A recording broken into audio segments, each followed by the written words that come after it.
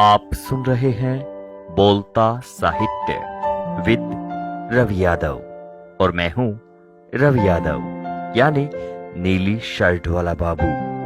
दोस्तों, एक वक्त था जब बहुत सारी पारिवारिक चीजों का उपयोग हर घर में होता था। वक्त बदल गया तो पीछे छूट गई ये चीजें जो आज शायद धरोहर के रूप में ही हमारे घरों में हों।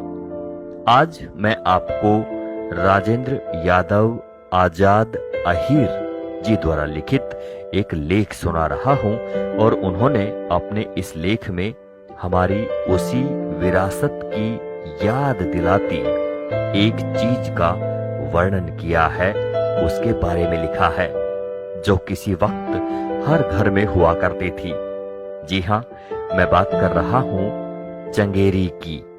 शायद आप में से बहुत सारे लोग इस शब्द को सुनकर स्तब्ध होंगे कि ये क्या शब्द है, लेकिन जैसे जैसे आप इसके बारे में सुनते जाएंगे आपका ज्ञान दुरुस्त होता जाएगा हमारी इस धरोहर के बारे में। सुनिएगा राजेंद्र यादव आजाद अहीर जी द्वारा लिखित यह महत्वपूर्ण लेख। चंगेरी। चंगेरी ग्रामीण क्षेत्र में रोटियां रखने के काम आती है। हमारे ग्रामीण क्षेत्र की महिलाएं रोटियों को रखने के लिए इस प्रकार की चंगेरियों का निर्माण करती हैं। चंगेरी बनाने के लिए महिलाएं मूंज या गेहूं की नली का उपयोग करती हैं।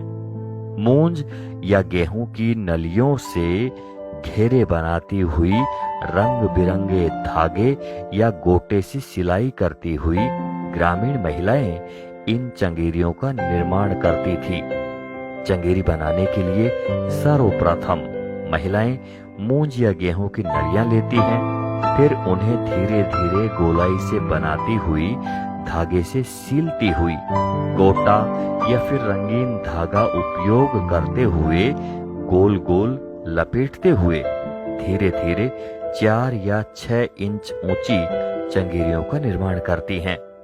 मुझे आज भी अच्छी तरह से याद है, जब मैं स्कूल से पढ़कर घर आता था तो बिना हाथ मुंह धोए ही सबसे पहले चंगेरी के पास ही जाता था।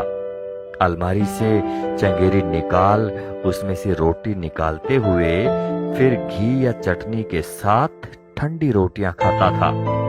खेत में लावणी करते समय इन्हीं चंगेरियों में रोटियां रखकर ले जाई जाती थी। फिर दोपहर में किसी पेड़ की छांव में बैठकर घी में डली हुई शक्कर, चटनी, प्याज और छाछ के साथ रोटियां खाने का आनंद ही कुछ और होता था। लेकिन आज आधुनिकता की दौड़ में आगे बढ़ रहे समाज में यह चंगेरी मिलना मुश्किल हो गया है। आज इनका स्थान कैसरोल या स्टील के डोंगे और टिफिन ने ले लिया है। शहरों में तो अब यह चंगेरी मिलना बहुत ही मुश्किल है। अगर मिलती भी है तो वह बांस की फरकच्चियों से बनी हुई चंगेरी मिलती है। मूंज व गेहूं की नलियों से बनी चंगेरियां मिलना आज दुश्वार हो गया है। विजय सिंह मीणा के अनुसार राजस्थान में इन चंगेरियों को छबोल्या भी बोलते हैं एवं इनमें रोटियां पसीजती भी नहीं हैं। आज भी ग्रामीण क्षेत्र में कुछ महिलाएं आपको चंगेरियां बनाती हुई दिख जाएंगी, लेकिन ज्यादातर घरों में अब स्टील के डोंगे, कैस्ट्रोल या फिर टिफिन उपयोग करते हुए लोग नजर आते हैं, जिसके कारण आज हमारी ग्रामीण सभ्यता की पहचान यह चंगेरी लुप्त प्राय हो चुकी है। 90 के दशक में जन्मी लड़कियां तो शायद ही चंगेरी बनाना जानती हों। हमारी दादी, हमारी माँ बहुत ही मन भावन रंग बिरंगी चंगेरियां बनाती थी, जो आज कहीं दिखाई नहीं दे रही हैं। आने वाली पीढ़ियां तो इन चंगेरियों को जान ही नहीं पाएंगी। उन्हें जब बताया जाएगा कि ये चंगेरियां तो हमारी दादी माई अपने हाथों से बनाती थी तो शायद उन्हें इस बात पर विश्वास ही नहीं होगा।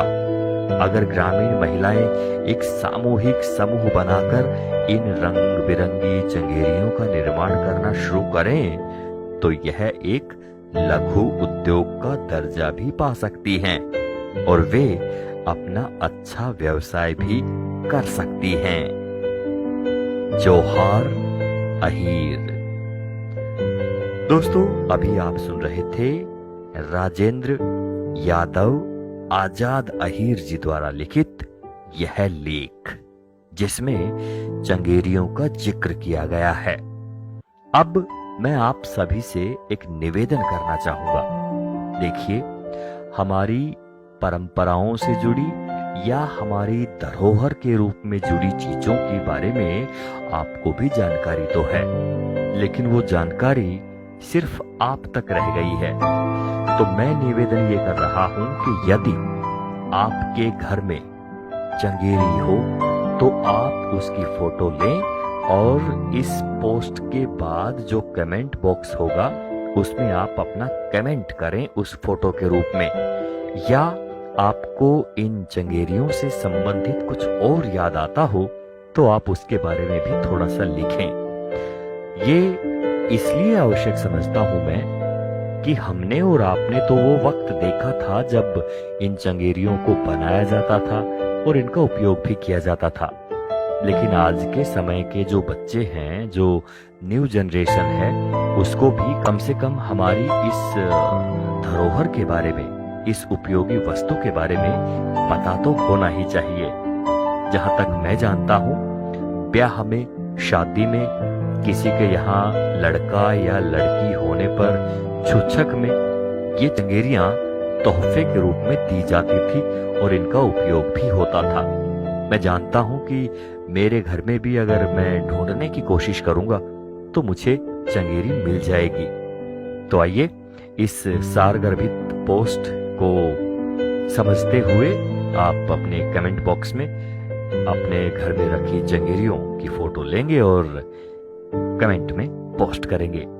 मैं राजेंद्र यादव जी का मनपूर्वक आभार व्यक्त करता हूं कि वो विरासत को सहेजते हुए इन धरोहरों के रूप में रखी जाने वाली जो आज के समय में धरोहर हो गई है, इन चीजों के बारे में वो लिखते रहें। हम कोशिश करते रहेंगे इन चीजों के बारे में आप सभी तक सुनाने की। अब इजाजत, शुक्रिया, नमस्कार, जय हिंद। आइए अपनी धरोहर को फिर से सामने लेकर आते हैं।